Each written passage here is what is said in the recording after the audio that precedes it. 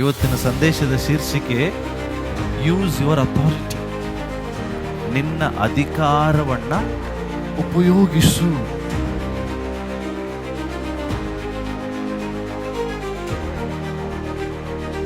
ನೀವು ದೇವರ ದೃಷ್ಟಿಯಲ್ಲಿ ದೇವದೂತರಿಗಿಂತ ಸ್ವಲ್ಪ, ಬಹಳ ಅಲ್ಲಂತೆ, ಏನ್ ಹೇಳ್ತಾ ಇದ್ದಾರೆ, ಸ್ವಲ್ಪ ಕಡಿಮೆಯಾಗಿ ದೇವರು ನಿಮ್ಮನ್ನು ಉಂಟು ಮಾಡಿದ್ದಾರೆ.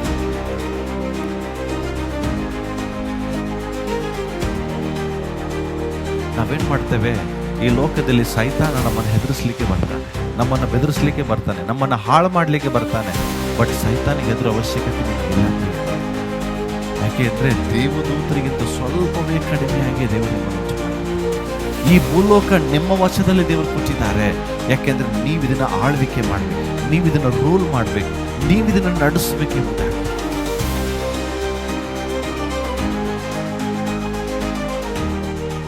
ಹಲ್ಲೆಲೂಯಾ. ಸಂದೇಶವನ್ನ ಒಂದು ಪ್ರಶ್ನೆಯೊಳಗೆ ಪ್ರಾರಂಭಿಸ್ತೇನೆ. ನನಗೆ ಹೇಳಿ, ಸತ್ಯವೇದದಲ್ಲಿ ಎಲ್ಲಾದರೂ ಯೇಸು ಕ್ರಿಸ್ತನು ಈ ಲೋಕಕ್ಕೆ ಬಂದಾಗ, ಈ ಲೋಕದಲ್ಲಿ ಇರುವಾಗ, ಬೈಬಲಲ್ಲಿ ಮತ್ತಾಯ, ಮಾರ್ಕ, ಲೂಕ, ಯೋಹಾನ ಈ 4 ಸುವಾರ್ತೆ ಭಾಗಗಳಿದ್ದಾವೆ. ಈ 4 ಸುವಾರ್ತೆ ಭಾಗಗಳನ್ನು ಓದುವಾಗ ಯೇಸು ಸ್ವಾಮಿ ಭೂಲೋಕದಲ್ಲಿ ಆತನು ಜೀವಿಸುವಾಗ, ಸೇವೆ ಮಾಡುವಾಗ ಎಷ್ಟೋ ಜನರು ಯೇಸುವನ್ನ ಕರೀತಾರೆ, ಯೇಸುವಿಗೆ ಕೂಗಿಕೊಳ್ತಾರೆ, ದೇವರೇ ನಮ್ಮನ್ನು ಕರುಣಿಸು, ನಮಗೆ ಬಿಡುಗಡೆ ಮಾಡು, ದೇವರೇ ನಮಗೆ ಸಹಾಯ ಮಾಡು.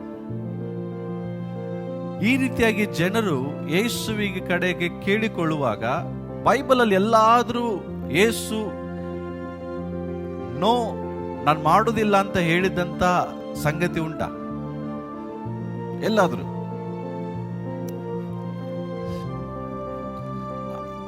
ಅಣ್ಣ ಸ್ತ್ರೀಗೆ ಇಲ್ಲ ಅಂತ ಹೇಳ್ತಾರೆ, ಬಟ್ ಆದ್ರೂ ನೆಕ್ಸ್ಟ್ ಅವಳ ನಂಬಿಕೆ ನೋಡಿ ಮತ್ತೆ ಅಲ್ಲಿ ಅದ್ಭುತ ಆಗ್ತದೆ. ಅಂದ್ರೆ ಯೇಸು ಸ್ವಾಮಿ ಅದ್ಭುತ ಮಾಡದೆ, ಸಹಾಯ ಮಾಡದೆ ಇರುವಂತ ಸನ್ನಿವೇಶಗಳು ಎಲ್ಲಿ ಇಲ್ಲ. ಆತನ ಬಳಿಗೆ ಬರುವ ಯಾರಿಗೂ ಆತನು ನೋ ಅಂತ ಹೇಳಿಲ್ಲ. ಯಾಯಿರನು ಬರ್ತಾನೆ, ಅಯ್ಯೋ ನನ್ನ ಮಗಳಿಗೆ ಸಾಯುವ ಸ್ಥಿತಿಯಲ್ಲಿದ್ದಾಳೆ, ಯೇಸು ಸ್ವಾಮಿ ನೋ ಅಂತ ಹೇಳಿಲ್ಲ. ಎಸ್. ಶತಾಧಿಪತಿ ಬರ್ತಾನೆ, ಶತಾಧಿಪತಿ ಬರುವುದಿಲ್ಲ, ಆತನ ಆಳುಗಳನ್ನು ಕಳಿಸ್ಕೊಡ್ತಾನೆ, ಆತನ ಸೈನ್ಯವನ್ನು ಕಳಿಸ್ಕೊಡ್ತಾನೆ. ಆತನ ಆಳಿಗೆ ಮರಣಕರವಾದ ಕಾಯಿಲೆ ಇರುವಾಗ, ಒಂದು ವೇಳೆ ಯೇಸು ಸ್ವಾಮಿ ಜಾಗದಲ್ಲಿ ನಾವೇನಾರಿದ್ರೆ ಶತಾಧಿಪತಿಯಲ್ಲಿ ಅವ ಬರಲಿ ಅಂತ ಹೇಳ್ತಿದ್ವಿ ಏನೋ ಗೊತ್ತಿಲ್ಲ. ಆದ್ರೆ ಶತಾಧಿಪತಿ ತನ್ನ ಸೈನಿಕರನ್ನು ಕಳಿಸುವಾಗಲೂ ಯೇಸು ಸ್ವಾಮಿ ಅವರ ಬಳಿಗೆ ಬರುವಾಗ ಅಲ್ಲಿ ಹೋಗಿ ಆತನ್ನು ಗುಣಪಡಿಸುವುದನ್ನು ನಾವು ನೋಡ್ತೇವೆ. ಅಂದ್ರೆ ಕರ್ತನ ಬಳಿಗೆ ಬರುವ ಯಾರಿಗೂ ಆತನ ಎಂದಿಗೂ ನೋ ಅಂತ ಹೇಳಿದ್ದಿಲ್ಲ. ಹೇಳಿದ್ಯಾ? ಹಾಗಾದ್ರೆ ನಿಮಗೆ ಯಾವಾಗಾದ್ರೂ ನೋ ಅಂತ ಹೇಳಿಕ್ ಸಾಧ್ಯನಾ? ನಿಮಗೆ ದೇವರು ಸಹಾಯ ಮಾಡದೇ ಇರಕ್ಕೆ ಸಾಧ್ಯನಾ? ಮಾತಾಡ್ರಿ. ಆದ್ರೆ ಬಹಳ ಜನರ ಕಂಪ್ಲೇಂಟ್ ಏನ್ ಗೊತ್ತಾ, ಪಾಸ್ಟರ್ ಎಷ್ಟೇ ಪ್ರಾರ್ಥನೆ ಮಾಡ್ತೇವೆ, ಅರೆ ಏನು ಆಗುದೇ ಇಲ್ಲ. ಕೆಲವು ಕಡೆ ಕೆಲವು ಜನರು ಈಗ ತರ ಹೇಳ್ತಾರೆ, ಕೆಲವು ಸಾರಿ ದೇವರು ಎಸ್ ಅಂತಾರೆ, ಕೆಲವು ಸಾರಿ ದೇವರು ನೋ ಅಂತಾರೆ, ಇನ್ ಕೆಲವು ಸಾರಿ ದೇವರು ಉತ್ತರನೇ ಕೊಡುವುದಿಲ್ಲ. ಆದ್ರೆ ಬೈಬಲಲ್ಲಿ ಎಲ್ಲಿ ಬರ್ದಿಲ್ಲ ಅದು, ದೇವರು ಉತ್ತರ ಕೊಡುವುದಿಲ್ಲ, ನೋ ಅಂತ ಹೇಳುವುದಿಲ್ಲ ಅಂತ ಎಲ್ಲಿ ಬರ್ದಿಲ್ಲ. ಬೈಬಲಲ್ಲಿ ಎಷ್ಟು ಸಂಗತಿ ನಾನು ಓದಿದ್ರು ಕೂಡ ಎಲ್ಲ ಕಡೆ ತನ್ನ ಜನರು ಯೇಸುವನ್ನ ಕರೆಯುವಾಗ ಅವರಿಗೆ ದೇವರು ಸಹಾಯ ಮಾಡಿದ್ದನ್ನೇ ನಾವು ಕಾಣ್ತೇವೆ. ಹಾಗಾದ್ರೆ ದೇವರು ಯಾಕೆ ಇದನ್ನೆಲ್ಲ ಬರೆಯಲ್ಪಟ್ರು ಅಂತ ಹೇಳಿದ್ರೆ, ದೇವರು ನಾವು ಪ್ರಾರ್ಥಿಸುವಾಗ ಸದುತ್ತರವನ್ನು ಕೊಡುವ ದೇವರಾಗಿದ್ದಾನೆ, ದೇವರು ಬಿಡುಗಡೆಗೊಳಿಸುವ ದೇವರಾಗಿದ್ದಾನೆ. ಆದ್ರೆ ಸಮಸ್ಯೆ ಏನಂದ್ರೆ, ಬಹಳ ಜನರದು ಫಸ್ಟ್ ಎಷ್ಟೇ ನಾವು ಪ್ರಾರ್ಥಿಸ್ತಾ ಇದ್ದೇವೆ, ಆದ್ರೆ ಇವತ್ತು ನಮ್ಮ ಜೀವಿತದಲ್ಲಿ ಏನಾಗ್ತಿಲ್ಲ, ಸಹಾಯ ದೇವರು ಸಿಗ್ತಿಲ್ಲ, ನಮಗೆ ಬಿಡುಗಡೆ ಆಗ್ತಿಲ್ಲ. ಕೆಲವರು ಹೇಳ್ತಾರೆ, ಫಸ್ಟ್ ನಾನು ಬಹಳ ಪ್ರಾರ್ಥಿಸ್ತಾ ಇದ್ದೇನೆ, ಆದ್ರೆ ಸ್ವಲ್ಪ ಸಂಗತಿಗಳಾಗ್ತದೆ. ಸಮಸ್ಯೆ ದೇವರದಲ್ರಿ, ಸಮಸ್ಯೆ ನಿಮ್ದು. ಯಾಕೆಂದ್ರೆ ಕೆಲವು ಸಾರಿ ಪ್ರಾರ್ಥಿಸಿದ್ರು ಆ ಪ್ರಾರ್ಥನೆಗೆ ಬೇಕಾದಂತ ನಂಬಿಕೆ ನಮ್ಮಲ್ಲಿಲ್ಲ. ನಂಬಿಕೆ ಇಲ್ಲದೆ ಇರುವುದರಿಂದ ಕೆಲವು ಸಾರಿ ಕಷ್ಟಗಳಲ್ಲೇ ನಾವು ಸಾದು ಹೋಗ್ತೇವೆ. ಇನ್ನೊಂದು ಹೇಳ್ತೇನೆ, ಬೈಬಲ್ ಸ್ಪಷ್ಟವಾಗಿ ಹೇಳ್ತದೆ, ಸತ್ಯವನ್ನು ತಿಳ್ಕೊಂಡ್ಮೇಲೆ 100% ಸತ್ಯ ನಿಮ್ಮನ್ನು ಬಿಡುಗಡೆಗೊಳಿಸ್ತದೆ. ಬೈಬಲ್ ಸುಳ್ಳು ಹೇಳುವುದಿಲ್ಲ. ಅದರ ಅರ್ಥ ಏನಂದ್ರೆ, ಕೆಲವು ಸಾರಿ ಪ್ರಾರ್ಥಿಸುವಾಗಲೂ ಸತ್ಯವನ್ನು ತಿಳ್ಕೊಳ್ಳದೆ ಪ್ರಾರ್ಥಿಸ್ತೇವೆ. ಸತ್ಯನೇ ಗೊತ್ತಿಲ್ಲ. ನಾವು ಯೇಸು ಸ್ವಾಮಿ ನಂಬಿದ ಮೇಲೂ ಕೂಡ ಸತ್ಯನೇ ಗೊತ್ತಿಲ್ಲ. ನಿನ್ನೆ ಒಬ್ಬ ಸೇವಕರ ಪುಸ್ತಕ ಓದ್ತಾ ಇದೆ, ಪ್ರಾರ್ಥನಾ ವೀರರ ಪುಸ್ತಕ. ಅವರೊಂದು ಸ್ಲೋಗನ್ ಬರೆದಿದ್ದಾರೆ, ಯಾರ್ದಾದ್ರೂ ಅವರು ಪ್ರಾರ್ಥನೆ ಮಾಡಿದ ತಕ್ಷಣ ಅದು ನೆರವೇರಿದ್ರೆ ಅವರು ಆಶ್ಚರ್ಯ ಪಡ್ತಾರಂತೆ. ಏನಂತೆ? They will get surprise. ಏನಂತ? ಅಯ್ಯೋ, ನನ್ನ ಪ್ರಾರ್ಥನೆ ನೆರವೇರ್ತು ಅಂತ ಆಶ್ಚರ್ಯ ಪಡ್ತಾರಂತೆ. ಅವ್ರು ಹೇಳ್ತಾರೆ, ಇದಕ್ಕೆ ಆಶ್ಚರ್ಯ ಪಡೋ ಅವಶ್ಯಕತೆ ಇಲ್ಲ. It's a common thing. ಇದು ನೈಸರ್ಗಿಕವಾದಂಥದ್ದು, ನ್ಯಾಚುರಲ್ ಆಗಿರುವಂಥದ್ದು. ಯಾವಾಗ ಮಕ್ಕಳು ಪ್ರಾರ್ಥಿಸುವಾಗ ಅಪ್ಪ ಕೇಳ್ತಾನೆ. ಯಾವಾಗ ನಾವು ಸರ್ಪ್ರೈಸ್ ಆಗ್ಬೇಕಂತೆ, ನಾವು ಪ್ರಾರ್ಥನೆ ಮಾಡಿದ್ರು ಆ ಕಾರ್ಯ ಆಗುದಿಲ್ಲಲ್ಲ, ಅವಾಗ ಸರ್ಪ್ರೈಸ್ ಆಗ್ಬೇಕಂತೆ. ಅರ್ಥ ಆಗ್ತದೆ ನಾನು ಹೇಳಿದ್ ನಿಮಗೆ? ಅಂದ್ರೆ ನಾನು ಪ್ರೇಯರ್ ಮಾಡಿದ್ರೆ ಯಾಕೆ ಆಗ್ಲಿಲ್ಲ ಅನ್ನುವಂಥ ಸರ್ಪ್ರೈಸ್ ಆಗ್ಬೇಕು ಹೊರತು, ನಾನು ಪ್ರಾರ್ಥನೆ ಮಾಡಿದ ತಕ್ಷಣ ಆಯ್ತಲ್ಲ ಅನ್ನುವಂಥ ಸರ್ಪ್ರೈಸ್ ಆಗ್ಬಾರ್ದು. ಎಷ್ಟು ಜನರಿಗೆ ಇದು ಅರ್ಥ ಆಯ್ತು ನಂಗೆ ಗೊತ್ತಿಲ್ಲ.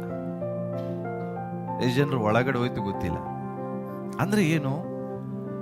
ಅಷ್ಟು ಭರವಸೆ ನಮಗೆ ಇರ್ಬೇಕಂತೆ, ನಾನು ಏನೇ ಪ್ರೇಯರ್ ಮಾಡಿದ್ರು ಅದು ನೆರವೇರ್ತದೆ, ಹಾಗೆ ಆಗ್ತದೆ. ಆಗದಿದ್ದರೆ ಆಶ್ಚರ್ಯ ಪಡಬೇಕು. ಆದಾಗ ಆಶ್ಚರ್ಯ ಪಡೋದಲ್ಲ, ಹಾಗೆ ಆಗ್ತದೆ, ಅದಕ್ಕೆ ಆಶ್ಚರ್ಯ ಪಡೋದು ಏನಿದೆ ಅಂತ. ಬಟ್ ಇವತ್ತು ಉಲ್ಟಾ ಆಗಿದೆ. ಕರೆಕ್ಟಾ? ಉಲ್ಟಾ. ಏನು? ಪ್ರಾರ್ಥನೆ ಮಾಡ್ತಾರೆ, ಅದು ಆಗುವುದಿಲ್ಲ, ಆಶ್ಚರ್ಯ ಪಡುವುದಿಲ್ಲ, ಇದ್ದಿದ್ದೇ ಬಿಡು ಅಂತ ನಾವು ಅನ್ಕೋತೇವೆ.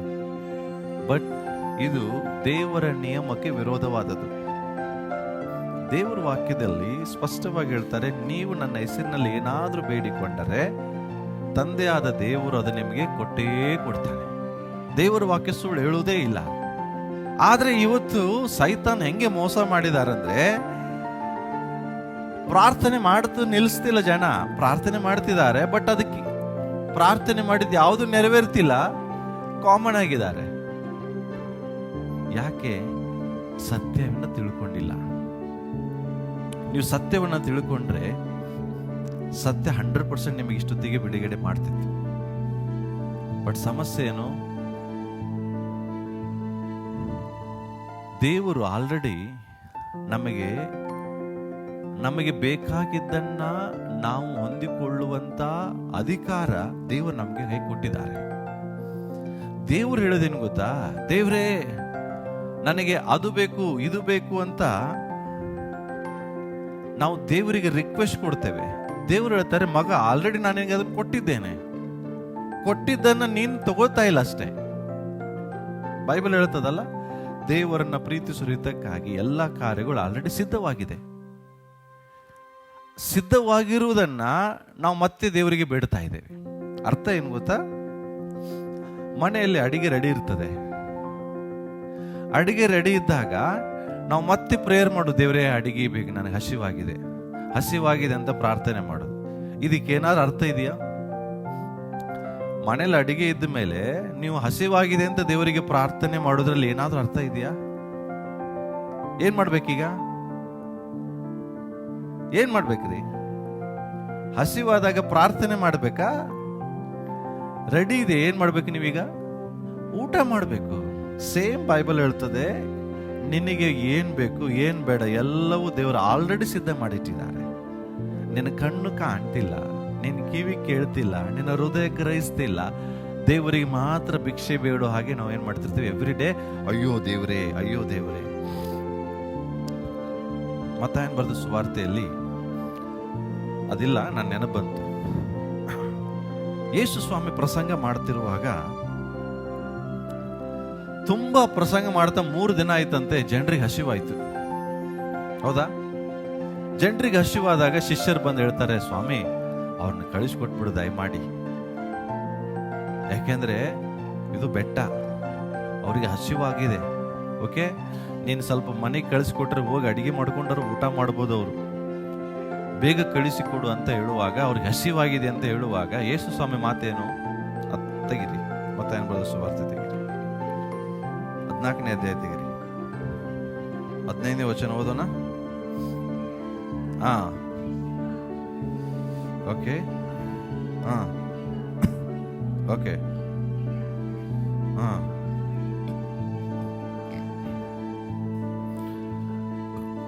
16ನೇ ವಚನದಲ್ಲಿ ಯೇಸು ಏನ್ ಹೇಳ್ತಾರೆ?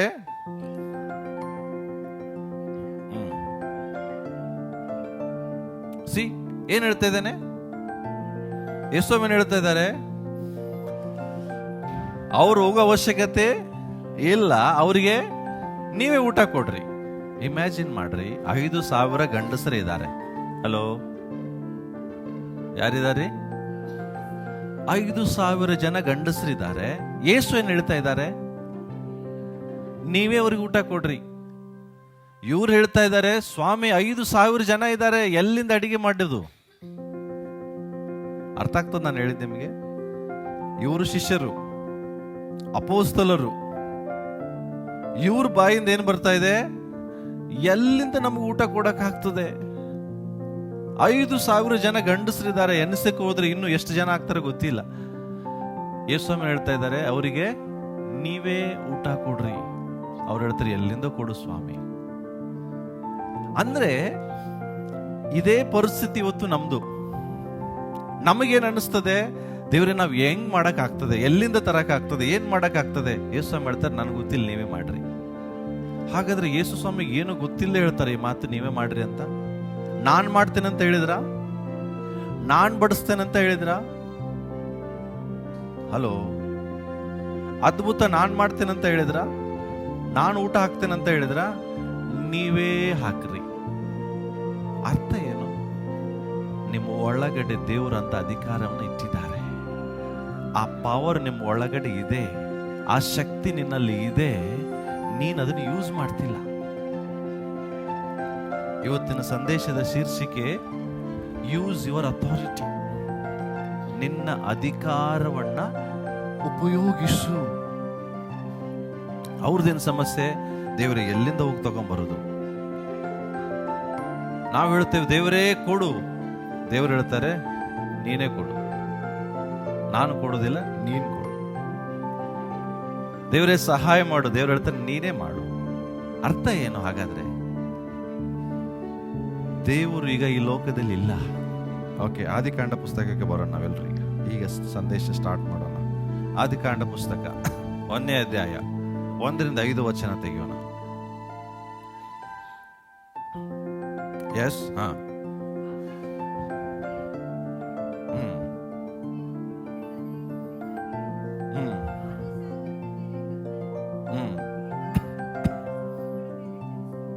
ಓಕೆ,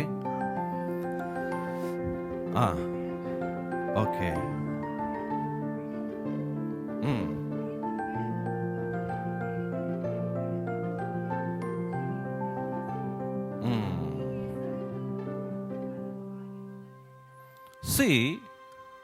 ಈ ವಚನದಲ್ಲಿ ನಮಗೆ, ನಾನು ನಿಮಗೆ ಇದನ್ನ ಯಾಕೆ ಹೇಳ್ತಾ ಇದ್ದೇನೆ ಅಂದ್ರೆ, ಆದಿಯಲ್ಲಿ ದೇವರು ಕೆಲಸ ಮಾಡುವಾಗ ಹೇಗೆ ಕೆಲಸ ಮಾಡಿದರು ಅಂತ ಇಲ್ಲಿ ನಾನು ಇವತ್ತು ಹೇಳ್ತಾ ಇದ್ದೇನೆ.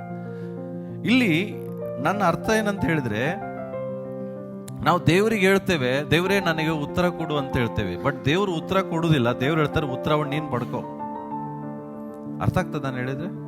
ದೇವರೇ ಸಹಾಯ ಮಾಡು ಅಂತ ನಾವು ಹೇಳ್ತೇವೆ, ಬಟ್ ದೇವರೇ ಹೇಳ್ತಾರೆ ಗೊತ್ತಾ, ಸಹಾಯವನ್ನು ನೀನೇ ಪಡ್ಕೋ. ಯಾಕೆ? ಆದಿಕಾಂಡ ಪುಸ್ತಕದಲ್ಲಿ ದೇವರು ಭೂಮಿಯನ್ನು ಉಂಟು ಮಾಡಿದಾಗ ಭೂಮಿಯಲ್ಲಿ ಒಂದು ಸಮಸ್ಯೆ ಕಾಣ್ತದೆ. ದೇವರಿಗೆ ಏನ್ ಕಾಣ್ತದೆ? ಏನ್ ಸಮಸ್ಯೆ? ಅಲ್ಲಿ ಭೂಮಿಯಲ್ಲಿ ಕ್ರಮ ಇಲ್ಲ, ಬರಿದಾಗಿದೆ, ಕತ್ತಲಿದೆ. ಅರ್ಥ ಏನು? ದೇವರ ಸೃಷ್ಟಿಯಲ್ಲಿ ಸಮಸ್ಯೆ ಇದೆ. ಬಟ್ ಸಮಸ್ಯೆ ಬಗ್ಗೆ ದೇವರು ಮಾತಾಡ್ತಾ ಇದ್ದಾರಾ? ಇಲ್ಲಿ ಸಮಸ್ಯೆ ಬಗ್ಗೆ ಕಂಪ್ಲೇಂಟ್ ಹೇಳ್ತಾ ಇದ್ದಾರೆ ದೇವರು? ಈ ಪುಸ್ತಕ ನೀವು ಓದ್ರಿ, ದೇವರು ಕತ್ತಲೆಯನ್ನು ನೋಡಿದ್ರು. God saw the darkness, but ದೇವರು ಡಾರ್ಕ್ನೆಸ್ ಬಗ್ಗೆ ಕಂಪ್ಲೇಂಟ್ ಮಾಡ್ತಿಲ್ಲ. ಅಯ್ಯೋ ಇದು ಹೆಂಗೆ ಬಂತು, ಯಾರು ತಗೊಂಬಂದ್ರಿ ಇದನ್ನ, ಎಲ್ಲಿಂದ ಬಂತಿದ್ದು, ಮಾಡಿದವ್ರಿಗೆ ಬಿಡುದಿಲ್ಲ, ಈ ತರ ಮಾತಾಡ್ತಿಲ್ಲ ದೇವರು. ದೇವ್ರು ಏನ್ ಮಾಡಿದ್ರು, ಕತ್ತಲೆಯನ್ನು ನೋಡಿದ್ರು. ಕತ್ತಲೆಯನ್ನು ನೋಡಿ let there be a light, ಬೆಳಕಾಗ್ಲಿ ಅಂತ ಹೇಳಿದ್ರು. ಅಂದ್ರೆ ಬೆಳಕಿಗೆ ಕತ್ತಲೆ ಬಂದು ಮಿಕ್ಸ್ ಆಗಿತ್ತು. ದೇವ್ರೇನ್ ಮಾಡಿದ್ರು, ಆ ಕತ್ತಲೆಯನ್ನ ಬೆಳಕಿನಿಂದ ಸಪರೇಟ್ ಮಾಡಿದ್ರು ಅಷ್ಟೇ. ಅರ್ಥ ಆಯ್ತಾ? ಕತ್ತಲೆ ಬಂದು ಬೆಳಕಿಗೆ ಮಿಕ್ಸ್ ಆಗಿತ್ತು. ದೇವರು ಏನು ಮಾಡಲಿಲ್ಲ, just he came and divided. ಅದನ್ನ ಏನ್ ಮಾಡಿದ್ರು, ವಿಭಾಗಿಸಿದ್ರು. Let there be a light, ಬೆಳಕಾಗ್ಲಿ ಅಂತ ಹೇಳಿದ್ರು. ಬೆಳಕು ಸಪರೇಟ್ ಆಯ್ತು, ಕತ್ತಲೆ ಸಪರೇಟ್ ಆಯ್ತು.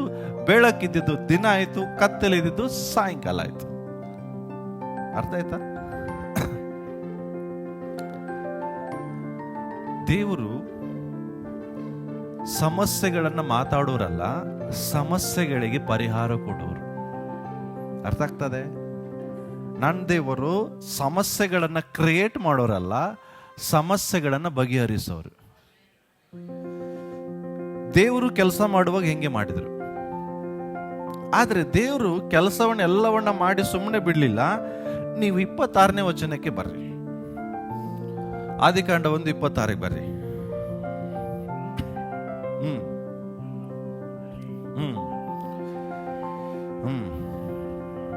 S, okay okay okay. Imagine ಮಾಡ್ರಿ, ದೇವರು ಸೃಷ್ಟಿಯನ್ನ ತಾವು ಪ್ರಾರಂಭಿಸಿ, ಸೃಷ್ಟಿಯನ್ನ ಎಲ್ಲವನ್ನ ಸರಿಪಡಿಸಿ 5 ದಿವಸ ಎಲ್ಲವನ್ನ ಉಂಟು ಮಾಡಿದ್ರು. 6ನೇ ದಿವಸ ದೇವರು ಒಂದು ಆಲೋಚನೆ ಮಾಡ್ತಾ ಇದ್ದಾರೆ, ನಾನು ಉಂಟು ಮಾಡಿದ್ದನ್ನ, ಹಲೋ ಏನ್ರಿ,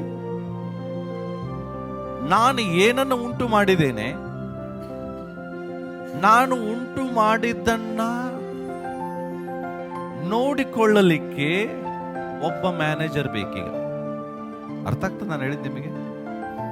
ದೇವರು 5 ದಿವಸ ಸಕಲ ಸೃಷ್ಟಿಯನ್ನ, ಭೂಮಿ, ಆಕಾಶ, ಭೂಮಿಯ ಮೇಲೆ ಗಿಡ, ಮರ, ಪ್ರಾಣಿ, ಪಕ್ಷಿ, ಜಂತುಗಳು, ಓಕೆ, ಸಮುದ್ರಗಳು, ಓಕೆ, ಇವೆಲ್ಲವನ್ನ ದೇವರು ಉಂಟು ಮಾಡಿದ ನಂತರ ದೇವರು ಒಂದು ಆಲೋಚನೆ ಮಾಡ್ತಾ ಇದ್ದಾರೆ. ಈಗ ನಾವೇನ್ ಮಾಡೋಣ, ಈ ಭೂಮಿಯನ್ನೇನೋ ಉಂಟು ಮಾಡಿದ್ದೇವೆ, ಆಕಾಶದ ರೆಸ್ಪಾನ್ಸಿಬಿಲಿಟಿ ದೇವ್ರದು, ಆಕಾಶವನ್ನು ನೋಡಿಕೊಳ್ಳೋರು ದೇವರು, ಪರಲೋಕ. ಆದ್ರೆ ಈ ಭೂಮಿ ಉಂಟು ಮಾಡಿದ ಮೇಲೆ ಈ ಭೂಮಿಯನ್ನ ನಡೆಸಿಕೊಂಡು ಹೋಗೋರೊಬ್ರು ಬೇಕಲ್ಲ. ಅರ್ಥ ಆಗ್ತದೆ ನಾನು ಹೇಳಿದ್ ನಿಮಗೆ? ಈ ಭೂಮಿಯನ್ನ ನಡೆಸ್ಕೊಂಡು ಹೋಗೋರು ಏನ್ ಮಾಡ್ಬೇಕು ಅವರು? ನೋಡ್ರಿ, ಅವರು ಸಮುದ್ರದ ಮೀನುಗಳ ಮೇಲೆ, ಅಂತರಿಕ್ಷದಲ್ಲಿ ಹಾರಾಡುವ ಪಕ್ಷಿಗಳ ಮೇಲೆ, ಕೆಳಗಲ್ಲ ಮೇಲೆ, ಪಶುಗಳ ಮೇಲೆ, ನೆಲದ ಮೇಲೆ ಹರಿದಾಡುವ ಎಲ್ಲಾ ಕ್ರಿಮಿಕೀಟಗಳ ಮೇಲೆ, ಎಲ್ಲಾ ಭೂಮಿಯ ಮೇಲೆ ಏನ್ ಮಾಡ್ಲಿ? ಅರ್ಥ ಆಗ್ತದೆ ಈ ಮೀನಿಂಗ್ ಏನಂತ ನಿಮಗೆ? ದೊರೆತನ ಅಂದ್ರೆ ಏನು? ಆಳ್ವಿಕೆ. ಎದರ ಮೇಲೆ? ಇಡೀ ಭೂಲೋಕದ ಎಲ್ಲದರ ಮೇಲೆ ಆಳ್ವಿಕೆ ಮಾಡುವುದಕ್ಕೆ ದೇವರು ಒಬ್ಬ ಮನುಷ್ಯನನ್ನು ಉಂಟು ಮಾಡ್ತಾರೆ. ಅದು ಹೆಂಗೆ ಉಂಟು ಮಾಡ್ತಾರೆ? ನಮ್ಮ ಸ್ವರೂಪದಲ್ಲಿ. ಅರ್ಥ, ದೇವರ ಸ್ವರೂಪದಲ್ಲೇ ದೇವರು ಮನುಷ್ಯನನ್ನು ಉಂಟು ಮಾಡಿ, ಈಗ ದೇವರು ಆ ಮನುಷ್ಯನ ಭೂಲೋಕದಲ್ಲಿ ಇಟ್ಟು ಹೇಳ್ತಾರೆ, ನೀನಿದ್ರ ಮೇಲೆ ದೊರೆತನ ಮಾಡು, ನೀನಿದ್ರ ಮೇಲೆ ಆಳ್ವಿಕೆ ಮಾಡು. ಈಗ ನಿನ್ನ ಮನಸ್ಸಿಗೆ ಹೆಂಗೆ ಬರ್ತದೋ ಹಂಗೆ ನೀನು ಈ ಭೂಮಿಯನ್ನ ಮತ್ತೆ ಸೃಷ್ಟಿ ಮಾಡು, ರಚಿಸು ಅಂತ. ಅರ್ಥ ಆಗ್ತದೆ? ದೇವರು ಪ್ರಾಬ್ಲಮ್ಗಳಿದ್ದಾಗ ದೇವರು ಪ್ರಾಬ್ಲಮ್ಗಳ ಬಗ್ಗೆ ಆಲೋಚಿಸಲಿಲ್ಲ, ಪ್ರಾಬ್ಲಮ್ಗಳ ಬಗ್ಗೆ ಮಾತಾಡಲಿಲ್ಲ, ಆ ಪ್ರಾಬ್ಲಮ್ ಅನ್ನು ಸರಿಪಡಿಸಿದ್ರು. ಈಗ ದೇವರು ಅದೇ ರೀತಿಯಾಗಿ ಮನುಷ್ಯರಾದ ನಮ್ಮನ್ನು ಉಂಟು ಮಾಡಿದ್ದಾರೆ. ಹೆಂಗೆ ಉಂಟು ಮಾಡಿದ್ದಾರೆ? ಹೆಂಗ್ ಉಂಟು ಮಾಡಿದಾರ್ರಿ? ಜೋರಾಗಿ ಹೇಳ್ರಿ, ಹೆಂಗೆ? ಯೇಸು ತನ್ನ ಸ್ವರೂಪ, ತಂದೆಯಾದ ದೇವರು ಪವಿತ್ರಾತ್ಮನ ಯೇಸು ಕ್ರಿಸ್ತನ ಸ್ವರೂಪದಲ್ಲಿ ಒಬ್ಬ ಮನುಷ್ಯನನ್ನು ಉಂಟು ಮಾಡಿದ್ದಾರೆ. ಅಂದ್ರೆ ನಿನ್ನನ್ನು ನನ್ನನ್ನು ಉಂಟು ಮಾಡಿದ್ದಾರೆ. ಎದಕ್ಕೀಗ? ಈಗ ಈ ಭೂಮಿಯಲ್ಲಿ ಏನಾದ್ರೂ ಸಮಸ್ಯೆಗಳು ಬಂದ್ರೆ ಸಮಸ್ಯೆ ಬಗ್ಗೆ ಮಾತಾಡಕ್ಕಲ್ಲ, ಸಮಸ್ಯೆಗಳ ಬಗ್ಗೆ ಚಿಂತೆ ಮಾಡಕ್ಕೆ ಅಲ್ಲ. ಸಮಸ್ಯೆಗಳನ್ನೇ ನೀವು ನೋಡ್ರಿ, ಎಷ್ಟು ಸಮಸ್ಯೆ ಬಗ್ಗೆ ಮಾತಾಡ್ತೀರಿ ಅಷ್ಟು ಸಮಸ್ಯೆ ಜಾಸ್ತಿ ಆಗ್ತದೆ. ಅರ್ಥ ಆಗ್ತದೆ? ಆದ್ರೆ ಸಮಸ್ಯೆಗೆ ನೀವು ಮಾತಾಡ್ರಿ, ಸಮಸ್ಯೆ ಕಡಿಮೆ ಆಗ್ತದೆ. ಇಲ್ಲೇ ಇದ್ದೀರಾ? ದೇವರು ಕತ್ತಲೆಗೆ ಮಾತಾಡಿದ್ರು, ಕತ್ತಲೆ ಬಗ್ಗೆ ಮಾತಾಡ್ಲಿಲ್ಲ. ಇವತ್ತು ನಮ್ಮ ಸಮಸ್ಯೆ ಏನು? ಸಮಸ್ಯೆಗೆ ಮಾತಾಡುವುದಿಲ್ಲ, ಸಮಸ್ಯೆ ಬಗ್ಗೆ ಹೆಚ್ಚು ಮಾತಾಡ್ತೇವೆ.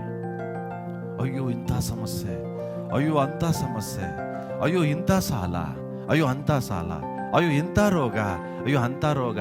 ಇದ್ರ ಬಗ್ಗೆ ಮಾತಾಡಿ ಮಾತಾಡಿ ಮಾತಾಡಿ ಅದನ್ನೇನ್ ಮಾಡಿದೀವಿ ನಾವು? ಬೆಟ್ಟದ ಹಂಗೆ ಜಾಸ್ತಿ ಮಾಡಿಟ್ಟಿದ್ದೇವೆ. ಆದ್ರೆ ದೇವರು ಹೇಳ್ತಾ ಇದ್ದಾರೆ, ಸಮಸ್ಯೆ ಬಗ್ಗೆ ಮಾತಾಡಬೇಡ, ರೋಗದ ಬಗ್ಗೆ ಮಾತಾಡಬೇಡ, ನಿನಗೆ ಅದರ ಮೇಲೆ ಅಧಿಕಾರ ಕೊಟ್ಟಿದ್ದೇನೆ. ಎಲ್ಲದರ ಮೇಲೆ, ನಿನಗಿರುವ ರೋಗದ ಮೇಲೂ ನಿನಗೆ ಅಧಿಕಾರ ಇದೆ, ನಂಬ್ತೀರಾ? ನಿನಗಿರುವ ಸಮಸ್ಯೆ ಮೇಲೆ ನಿನಗೆ ಅಧಿಕಾರ ಇದೆ, ನಂಬ್ತೀರಾ? ಈ ಲೋಕದಲ್ಲಿ ಎಷ್ಟು ಶಕ್ತಿಗಳಿದೆ, ಎಲ್ಲಾ ಶಕ್ತಿಗಳ ಮೇಲೆ ದೇವರು ನಿನಗೆ ಅಧಿಕಾರ ಕೊಟ್ಟಿದ್ದಾರೆ. ಆದ್ರೆ ನಮ್ಮ ಸಮಸ್ಯೆ ಏನು? ಅಧಿಕಾರ ಇದ್ರೂ ಏನ್ ಮಾಡ್ತಾ ಇದ್ದೀವಿ?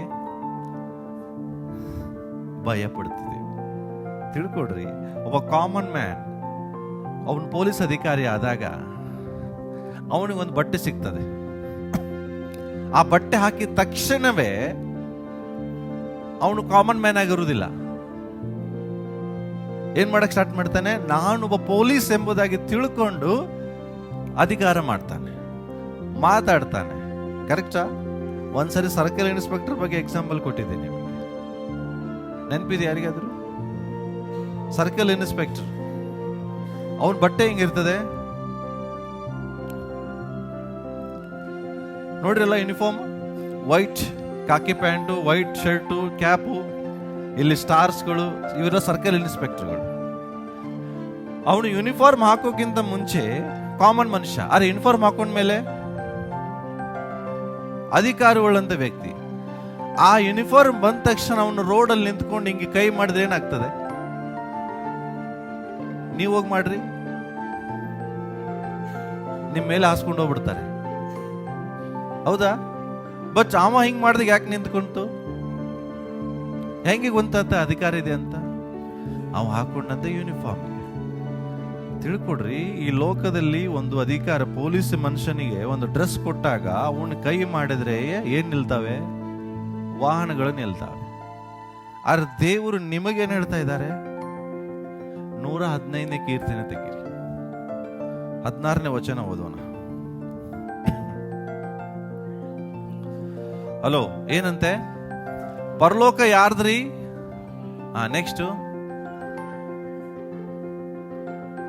ಭೂಲೋಕ ಯಾರಿಗೆ ಕೊಟ್ಟಿದಾರ್ರಿ? ಯಾರವರು? ಯಾರು? ಭೂಲೋಕ ಯಾರಿಗೆ ಕೊಟ್ಟಿದ್ದಾರೆ? ನಂಬ್ತೀರಾ? ಇದು ನಾನು ಹೇಳ್ತಿದ್ದೀನ? ಪರಲೋಕ ಯಾರ್ದು? ಪರಲೋಕ ಯೆಹೋವನದು. ಭೂಲೋಕ ಯಾರ್ದು? ಜೋರಾಗಿ ಹೇಳ್ರಿ, ಯಾರ್ದು? ಅರ್ಥ ಏನು? ಸೆಂಟ್ರಲ್ ಗೌರ್ಮೆಂಟ್ ಇದೆ. ಎಲ್ಲಿದೆ ಸೆಂಟ್ರಲ್ ಗೌರ್ಮೆಂಟ್? ಇಂಡಿಯಾದಲ್ಲಿ ಇದೆಯಾ? ಎಲ್ಲಿದೆ ಇಂಡಿಯಾದಲ್ಲಿ? ಡೆಲ್ಲಿಯಲ್ಲಿ ಇರ್ತದೆ. ಸೆಂಟ್ರಲ್ ಗೌರ್ಮೆಂಟ್ ಅನ್ನು ಯಾರು ನೋಡ್ತಾರೆ? ಸೆಂಟ್ರಲ್ ಗೌರ್ಮೆಂಟ್ ಅಲ್ಲಿ ಒಬ್ಬ ಅಧಿಕಾರಿ ಇರ್ತಾನೆ. ಯಾರು? ಪ್ರಧಾನಮಂತ್ರಿ. ಅವರು ಇಡೀ ದೇಶದ ಮೇಲೆ ಅವ್ರಿಗೇನಿದೆ?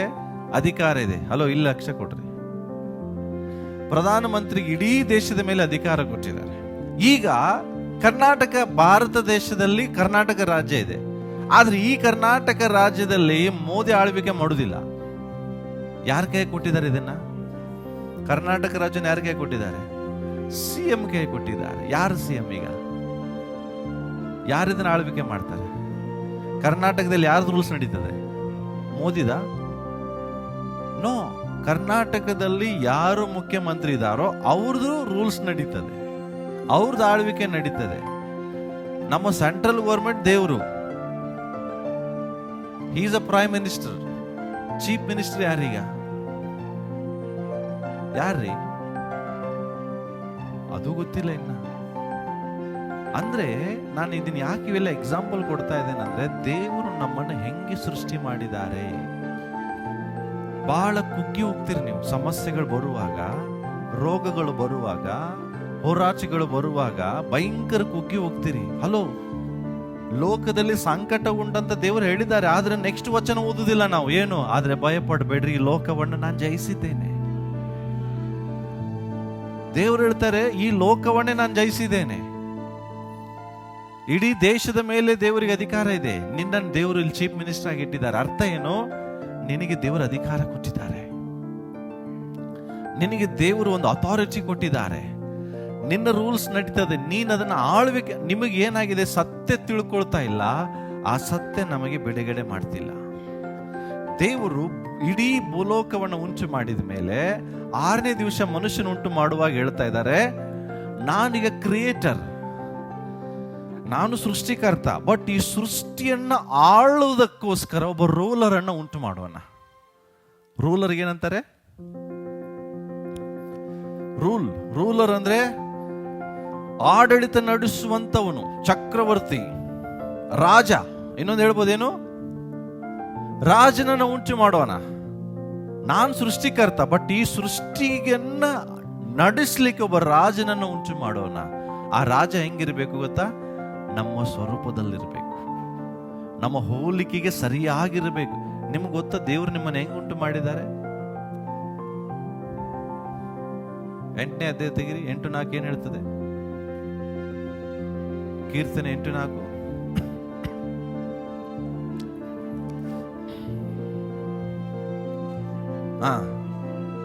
ಓಕೆ.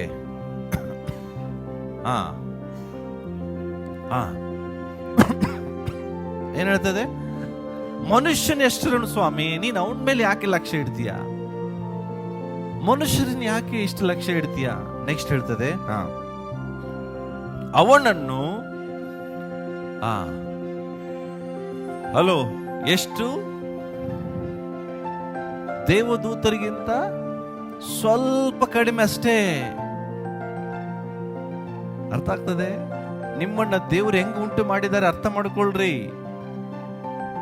ನೀವು ದೇವರ ದೃಷ್ಟಿಯಲ್ಲಿ ದೇವದೂತರಿಗಿಂತ ಸ್ವಲ್ಪ, ಬಹಳ ಅಲ್ಲಂತೆ. ಏನ್ ಹೇಳ್ತಿದ್ದಾರೆ? ಸ್ವಲ್ಪ ಕಡಿಮೆಯಾಗಿ ದೇವರು ನಿಮ್ಮನ್ನು ಉಂಟು ಮಾಡಿದ್ದಾರೆ. ಯೋಹಾನ ಬರೆದ ಸುವಾರ್ತೆ 10ನೇ ಅಧ್ಯಾಯ 34ನೇ ವಚನ ಓದ್ತಾ ಇದ್ದಾಗ ದೇವರು ನಮ್ಗೆ ಹೇಳ್ತಾರೆ, ನಾವು ಒಂದ್ ರೀತಿ ದೇವರುಗಳ ಹಾಗೆ ದೇವರು ಉಂಟು ಮಾಡಿದ್ದಾರೆ. ಆ ಹೆಸರು ತಗೊಳ್ಳಕ್ಕೂ ನಮ್ಗೆ ಯೋಗ್ಯತೆ ಇಲ್ಲ. ನಮ್ಮನ್ನ ದೇವರು ಹೆಂಗೆ ಉಂಟು ಮಾಡಿದ್ದಾರೆ, ನಮ್ಮನ್ನು ಯಾವ ದೃಷ್ಟಿಯಲ್ಲಿ ದೇವರು ನೋಡ್ಬೇಕಂತ ಇಷ್ಟಪಡ್ತಾರೆ ಅನ್ನೋದು ನಾನು ನಿಮ್ಗೆ ಹೇಳ್ತಾ ಇದ್ದೇನೆ. ನಾವೇನ್ ಮಾಡ್ತೇವೆ? ಈ ಲೋಕದಲ್ಲಿ ಸೈತಾನ ನಮ್ಮನ್ನು ಹೆದರಿಸ್ಲಿಕ್ಕೆ ಬರ್ತಾನೆ, ನಮ್ಮನ್ನು ಬೆದರಿಸ್ಲಿಕ್ಕೆ ಬರ್ತಾನೆ, ನಮ್ಮನ್ನ ಹಾಳು ಮಾಡ್ಲಿಕ್ಕೆ ಬರ್ತಾನೆ. ಬಟ್ ಸೈತಾನಿಗೆ ಹೆದರೋ ಅವಶ್ಯಕತೆ ನಿಮಗಿಲ್ಲ ಪ್ರಿಯರೇ. ಯಾಕೆ ಅಂದ್ರೆ ದೇವದೂತರಿಗಿಂತ ಸ್ವಲ್ಪವೇ ಕಡಿಮೆಯಾಗಿ ದೇವರು ನಿಮ್ಮನ್ನು ಉಂಟು ಮಾಡಿದ್ದಾರೆ. ಈ ಭೂಲೋಕ ನಿಮ್ಮ ವಶದಲ್ಲಿ ದೇವರು ಕೊಟ್ಟಿದ್ದಾರೆ. ಯಾಕೆಂದ್ರೆ ನೀವಿದನ್ನ ಆಳ್ವಿಕೆ ಮಾಡ್ಬೇಕು, ನೀವಿದನ್ನ ರೂಲ್ ಮಾಡ್ಬೇಕು, ನೀವಿದನ್ನ ನಡೆಸಬೇಕೆಂಬುದಾಗಿ. ಅದ ಸಮಸ್ಯೆ ನಮ್ದು. ಭಯಪಡ್ತೇವೆ.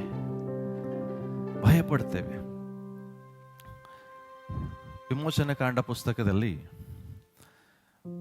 ಇಸ್ರಾಯೇಲರು ಐಗುಪ್ತದ ದೇಶದಲ್ಲಿ ಗುಲಾಮರಾಗಿದ್ರು. ನಿಮ್ಗೆ ಗೊತ್ತ ಎಷ್ಟು ವರ್ಷ ಅಂತ? 430 ವರ್ಷ. 430 years they were in slavery. ಗುಲಾಮತನದಲ್ಲಿದ್ರು 430 ವರ್ಷ. 430 ವರ್ಷ ಗುಲಾಮತನದಲ್ಲಿರುವಾಗ ದೇವರು ಒಬ್ಬ ವ್ಯಕ್ತಿಯನ್ನು ಎಬ್ಬಿಸ್ತಾರೆ, ಮೋಶೆಯನ್ನು. ಹೌದಾ? ಅವರನ್ನ ಅಲ್ಲಿಂದ ಬಿಡುಗಡೆಗೊಳಿಸ್ಲಿಕ್ಕೆ ನಾವು ನೋಡ್ತೇವೆ. ದೇವರು ಮೋಶೆನ ಉಪಯೋಗಿಸಿ ಫರೋಹನ ಮುಂದೆ ಎಂತೆಂಥ ಅದ್ಭುತಗಳನ್ನ ಮಾಡ್ತಾರೆ. 10 ಮಿರಾಕಲ್ಸ್ ಅನ್ನ ಮಾಡಿ ಅಲ್ಲಿಂದ ಹೊರಗಡೆ ತಗೊಂಡ್ಬರ್ತಾರೆ. ತಿಳ್ಕೊಡ್ರಿ. ಆದ್ರೆ ಅವರು ಬಿಡುಗಡೆ ಹೊಂದಿದ್ದು ಸೈತಾನಿಗೆ ಇಷ್ಟ ಇಲ್ಲ. ಅರ್ಥ ಆಗ್ತದೆ? ಇದು ಕಂಪ್ಲೀಟ್ ಛಾಯೆ ನ್ಯೂ ಟೆಸ್ಟಿಮೆಂಟ್. ಅದು ನಾವೆಲ್ಲರೂ ಸೈತಾನನ ಬಾಂಡೇಜ್ ಅಲ್ಲಿ ಇದ್ದೀವಿ. ಹಲೋ. ಆದ್ರೆ ದೇವರು ನಿನ್ನನ್ನ ನನ್ನನ್ನು ಏನ್ ಮಾಡಿದ್ರು? ಕರ್ತನಾದ ಯೇಸು ಕ್ರಿಸ್ತನನ್ನ ಮೋಶೆಯನ್ನ ದೇವರು ಹೆಂಗೆ ಕಳಿಸಿಕೊಟ್ರೋ ಹಂಗೆ ತಂದೆಯಾದ ದೇವರು ಯೇಸು ಕ್ರಿಸ್ತನನ್ನ ಕಳಿಸಿಕೊಟ್ಟು ಹೇಗೆ ಅವರು ಐಗುಪ್ತ ದೇಶದಲ್ಲಿ ಗುಲಾಮರಾಗಿದ್ರು ಹಾಗೆ ನಾವು ಸೈತಾನನ ಪಾಪದ ವಶದಲ್ಲಿ ಗುಲಾಮರಾಗಿದ್ವಿ. ಯೇಸು ಕ್ರಿಸ್ತನಿಂದ ನಮಗೆ ಬಿಡುಗಡೆ ಆಯ್ತು. ಹಲೋ, ನಮಗೆ ಬಿಡುಗಡೆ ಆಯ್ತು. ನೋಡ್ರಿ, ಯಾವಾಗ ಇಸ್ರಾಯೇಲರು ಐಗುಪ್ತ ದೇಶದಿಂದ ಹೊರಗಡೆ ಬಂದ್ರೋ ಅವ್ರನ್ನ ಹೊರಗಡೆ ಹೋಗ್ಲಿಕ್ಕೆ ಕೊಟ್ಟವನೇ ಫರೋಹನ, ಹೌದಾ? ಆದ್ರೆ ಹೊರಗಡೆ ಹೋದ್ಮೇಲೆ ಇವನ್ ಮತ್ತೆ ತಲೆ ಬಿಸಿ ಐತಿ. ಒಂದು ಇವ್ರು ಹೆಂಗೆ ಹೋದ್ರು, ಇವ್ರನ್ನ ಯಾಕಾದ್ರೂ ಬಿಟ್ಟೆ ಅಂತ ಹೇಳಿ ಭಯಂಕರ ಉಗ್ರ ಕೋಪ ಉಳ್ಳವನಾಗಿ ಅವರನ್ನ ಬೆನ್ನತ್ತಾನೆ. ಸೇಮ್ ಸೈತಾನ. ನಮ್ಮನ್ನು ದೇವರು ಬಿಡುಗಡೆಗೊಳಿಸಿದ್ದಾರೆ. ಸೈತಾನ ವಶದಿಂದ ನಾವು ಬಿಡುಗಡೆ ಆಗಿದ್ದೀವಿ. ನಾವು ಸೈತಾನ ವಶದಲ್ಲಿ ಇಲ್ಲ. ಹಲೋ, ನಮ್ಮ ಮೇಲೆ ಸೈತಾನ ಆಳ್ವಿಕೆ ಇಲ್ಲ. ನಾವು ಲೋಕವನ್ನು ಆಳೋರು, ನಾವು ದೊರೆತನ ಮಾಡೋರು, ನಾವು ಸೈತಾನ ಓಡಿಸೋರು. ನಿಮಗೆ ಗೊತ್ತಾ, ಮತ್ತಾಯನ ಬರೆದು ಮಾರ್ಕನ ಬರೆದು ಸುವಾರ್ತೆಯಲ್ಲಿ ಯೇಸು ಹೇಳ್ತಾರೆ ಲಾಸ್ಟ್ ಅಧ್ಯಾಯದಲ್ಲಿ, ನೀವು ನನ್ನ ಹೆಸರುಗಳನ್ನ ಹೇಳಿದರೆ ದೆವ್ವಗಳು ಕೂಡ ಬಿಟ್ಟು ಹೋಗ್ತದೆ. ನೀವು ನನ್ನ ಹೆಸರು ರೋಗಿ ಮೇಲೆ ಕೈ ಇಟ್ಟರೆ ರೋಗಿ ಗುಣ ಆಗ್ತದೆ. ನೀವು ನನ್ನ ಹೆಸರನ್ನು ಉಪಯೋಗಿಸಿ ದೊಡ್ಡ ದೊಡ್ಡ ಮಹತ್ ಕಾರ್ಯಗಳನ್ನ ಮಾಡ್ತೀರಿ. ಇದು ಅಧಿಕಾರ, ದೇವರು ಕೊಟ್ಟಂತ ಪವರ್. ಆದ್ರೆ ಯಾವಾಗ ನಮ್ಮನ್ನ ದೇವರು ಬಿಡುಗಡೆಗೊಳಿಸಿದ್ರು ಸೈತಾನಿಗೆ ತುಂಬಾ ಕೋಪ ಬರ್ತದೆ. ಅವನು ಹೇಗೆ ಫರೋಹನ ಸೈನ್ಯ ಅವ್ರನ್ನ ಬೆನ್ನತ್ತಿತೋ ಹಂಗೇ ನಮ್ಮನ್ನ ಬೆನ್ನತ್ತಿರ್ತಾನೆ ಸೈತಾನ. ಅದು ಎಲ್ಲಿ ಬರ್ತದೆ? ಎಫೆಷಿಯನ್ಸ್ ಚಾಪ್ಟರ್ 6 ಅಲ್ಲಿ ಬರ್ತದೆ, ನಮ್ಮ ಸುತ್ತಲೂ ಅಂಧಕಾರ ಶಕ್ತಿಯ ಬಲಗಳು, ದುರಾತ್ಮನ ಸೈನ್ಯಗಳು, ಆಕಾಶ ಮಂಡಲದಲ್ಲಿರುವಂತ ಸೈನ್ಯಗಳು ಯಾವ ನಮಗೆ ವಿರೋಧವಾಗಿ ಹೋರಾಡ್ತಿರ್ತವೆ. ಇಸ್ರಾಯೇಲರಿಗೆ ವಿರೋಧವಾಗಿ ಫರೋಹನ ಸೈನ್ಯ ಓಡಿ ಬಂತು. ಹಾಗೆ ಇಡೀ ಇಸ್ರಾಯೇಲರು ನೆಮ್ಮದಿಯಾಗಿ ಹೋಗುವಾಗ ಹಿಂದೆ ನೋಡ್ತಾರೆ. ಏನ್ ಕಾಣಿಸ್ತು? ಮತ್ತೆ ಫರೋಹನ ಸೈನ್ಯ, ರಥರಥಾಶ್ವಗಳು ಅವ್ರು ಬೆನ್ನತ್ತಿ ಬರುವಾಗ ಮತ್ತೆ ಕುಗ್ಗಿ ಹೋದ್ರು, ಅಯ್ಯೋ ಅಂತ ಗೋಳಾಡಿದ್ರು. ಆದ್ರೆ ಮೋಶೆ ನಾವು ಮೆಚ್ಚಬೇಕು. ಅಲ್ಲಿ ಒಂದು ಮಾತು ಹೇಳ್ತಾನೆ ಅವನು, ವಿಮೋಚನೆ ಕಾಂಡ 14ನೇ ಅಧ್ಯಾಯ ತೆಗಿರಿ. ಅಲ್ಲಿ ಭಯ ಪಡಬೇಡ್ರಿ, ಅಂಜಬೇಡ್ರಿ, ತೆಗಿರಿ. 14ನೇ ಅಧ್ಯಾಯ 13ನೇ ವಚನ ಹೇಳ್ತದೆ, ಅಂಜಬೇಡ್ರಿ. ಓಕೆ, ಹಾ,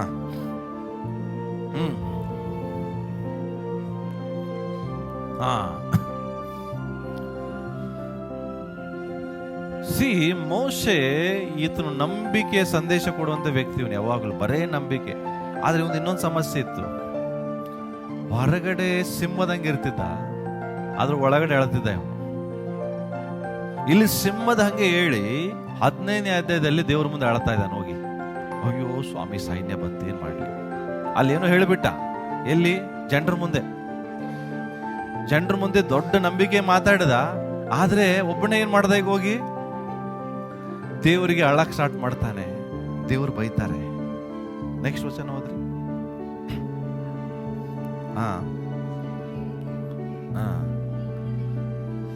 ನೀ ನನಗೇನ್ ಮೊರೆ ಇಡ್ತೀಯ? ಹಲೋ ಕೇಳ್ರಿ, ಅಳೋರು ದೇವ್ರ ಮುಂದೆ ಅಳ್ತಿರ್ತಿರಲ್ಲ, ಅವ್ರಿಗೆ ದೇವ್ರು ಹೇಳೋದಿದೆ ಏನು?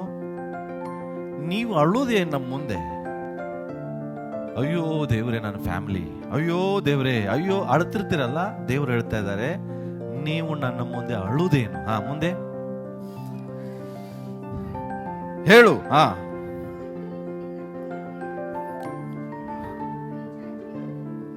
ಹಲೋ, ಏನ್ ಹೇಳ್ತಾ ಇದ್ದಾರೆ ದೇವರು? ಕೆಂಪು ಸಮುದ್ರವನ್ನು ನಾನು ವಿಭಾಗಿಸ್ತೇನೆ ಅಂತ ಹೇಳಿದ್ರ? ಹೇಳ್ರಿ, ಕೆಂಪು ಸಮುದ್ರವನ್ನು ನಾನು ವಿಭಾಗಿಸ್ತೇನೆ ಅಂತ ದೇವರು ಎಲ್ಲಾದ್ರೂ ಹೇಳಿದ್ರ? ಏನ್ ಹೇಳಿದ್ರು ದೇವರು? ಏನ್ ಹೇಳಿದ್ರು ಮುಂದೆ? ಅಲ್ಲಲ್ಲ, ನೀನು ಕೋಲನ್ನ ಎತ್ತಿ ವಿಭಾಗಿಸು ಅಂದ್ರು, ನೀನ್ ಚಾಚು ನಾನು ವಿಭಾಗಿಸ್ತೇನೆ ಅಂದ್ರ? ವಿಭಾಗಿಸುವ ಕೆಲಸ ಯಾರ್ದ್ರಿ? ವಿಭಾಗಿಸುವ ಕೆಲಸ ಯಾರ್ದ್ರಿ? ವಿಭಾಗಿಸುವ ಕೆಲಸ ಯಾರ್ದ್ರಿ?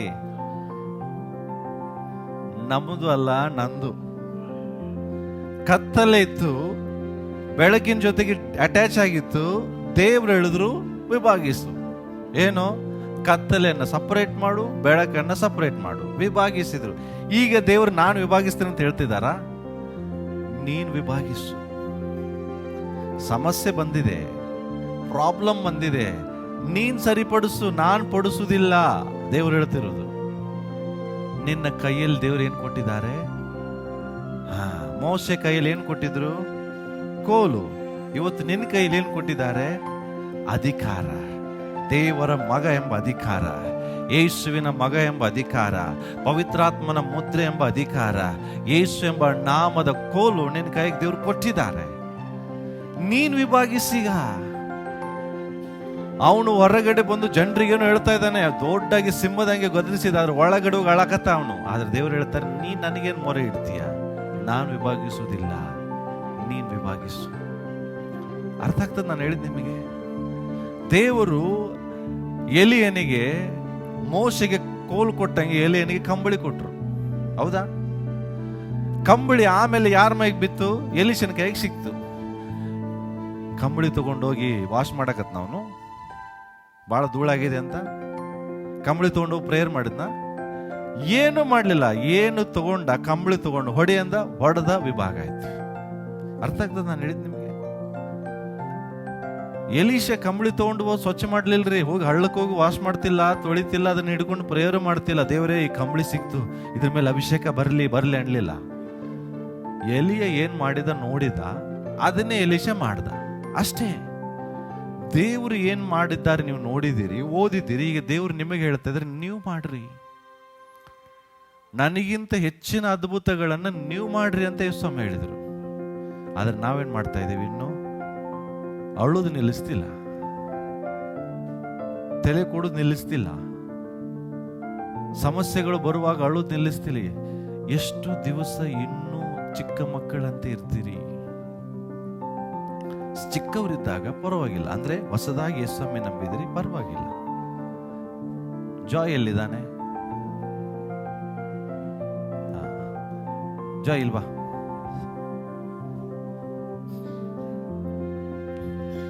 ಮಗ ಇಲ್ಲಿ ನಿಂತ್ಗ. ಇಲ್ಲಿ ನಿಂತ್ಗೋ. ಇಲ್ವಾ? ಇಲ್ವಾ? ಆ ಕಡೆ ನೋಡು. ಈಗ ಈ ಜಾಯ್ಗೆ ಸ್ನಾನ ಯಾರು ಮಾಡಿಸ್ತಾರೆ? ಪಪ್ಪ ಇಲ್ಲ ಮಮ್ಮಿ. ಸ್ನಾನ ಯಾರು ಮಾಡಿಸ್ತಾರೆ ನಿಂಗೆ? ಪಪ್ಪ. ಹೌದಾ? ಕರೆಕ್ಟ್ ಹೇಳ್ದ. ಯಾಕೆ? ಅವನು ಸ್ನಾನಕ್ಕೆ ಬಾ ಅಂದಾಗ ಅವನು ಬೆಟ್ಟೆ ಬಿಚ್ಚಿಗೆ ನಿಂತು ಬಿಡ್ತಾನೆ. ನಿಂಗೆ ಅಪ್ಪ ಅಮ್ಮ ಅವನಿಗೆ ಏನ್ ಮಾಡ್ತಾರೆ? ಸ್ನಾನ ಮಾಡ್ತಾರೆ. ಹೌದಾ? ಕರೆಕ್ಟಾ? ಈಗ ಗೌತಮ್ ಮುಂದೆ ಬಾ. ಈಗ ಗೌತಮ್ಮಗೆ ಹಿಂಗೆ ನಿಂತ್ಕೊಂಡು ಮಮ್ಮಿ ಸ್ನಾನ ಮಾಡಿಸಂದ್ರೆ ಆಗ್ತದ? ಹೇಳ್ರಿ. ಅಪ್ಪಗೆ ಹೋಗಿ ಡ್ಯಾಡಿ ನಂಗೆ ಸ್ನಾನ ಮಾಡಿಸಂದ್ರೆ ಹೇಳ್ರಿ, ಏನಾಗ್ತದೆ? ಮಾಡಿಸ್ತಾರ? ಏನ್ ಹೇಳ್ತಾರೆ? ನೀನೇ ಮಾಡ್ಕೋ. ಹೌದಾ? ಇವನಿಗೆ ಸ್ನಾನ ಮಾಡಿಸೋರು ಅರ್ಥ ಇದೆ. ಯಾಕೆ? ಸಣ್ಣ ಮಗು. ದೊಡ್ಡವರಾದ್ಮೇಲೆ ನೀವೇ ಸ್ನಾನ ಮಾಡ್ಬೇಕು. ಒಂದು ವಯಸ್ಸು ಬಂದ್ಮೇಲೆ ನೀವೇ ಸ್ನಾನ ಮಾಡ್ಬೇಕು. ಅರ್ಥಕದೆ. ಈಗ ಇವನಿಗೆ ಊಟ ಮಾಡಕ್ ಬರಲ್ಲ, ಮಮ್ಮಿ ಊಟ ಮಾಡಿಸ್ತಾರೆ. ದೊಡ್ಡವರಾದ್ಮೇಲೆ ನಮ್ಗೆ ನೀನೇ ಊಟ ಮಾಡಿಸಂದ್ರೆ ಬೈತಾರೆ, ಮಮ್ಮಿ ಡ್ಯಾಡಿ ಬೈತಾರೆ. ದೇವರು ಹೇಳಿದ್ ಹಿಂಗೆ, ನೀನು ಪ್ರಾರಂಭದಲ್ಲಿ ಯೇಸುಸ್ವಾಮಿ ನಂಬಿದಿ, ಹತ್ತಿ ಇನ್ನೊಬ್ಬರ ಕಡೆ ಹೋಗಿ ತಲೆ ಕೊಟ್ಟಿ ಪ್ರೇಯರ್ ಮಾಡಿಸ್ಕೊಂಡು ಓಕೆ. ಈಗೂ ಸಮಸ್ಯೆ ಬರುವಾಗ ಮತ್ತೆ ಹೋಗಿ ದೇವ್ರೇ ಅಂತ ಅಳೋದಲ್ಲ. ನಿನ್ನ ಸಮಸ್ಯೆಗೆ ನೀನೇ ಪ್ರಾರ್ಥನೆ ಮಾಡು. ನಿನ್ನ ಸಮಸ್ಯೆನ ನೀನು ಗದರಿಸು. ನಿನಗೆ ದೇವರ ಅಧಿಕಾರ ಕೊಟ್ಟಿದ್ದಾರೆ. ಅರ್ಥ ಆಗ್ತದೆ? ಸತ್ಯವನ್ನ ತಿಳ್ಕೊಳ್ರಿ. ಸತ್ಯ ನಿಮ್ಮನ್ನು ಬಿಡುಗಡೆ ಮಾಡ್ತದೆ.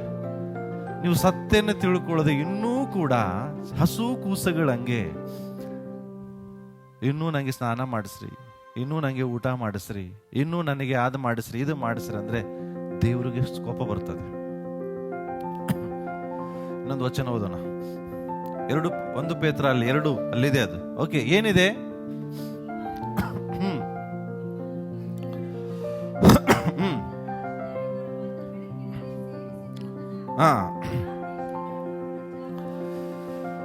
ನಿಮ್ಮನ್ನ ದೇವರು ಏನ್ ಮಾಡಿದ್ದಾರೆ?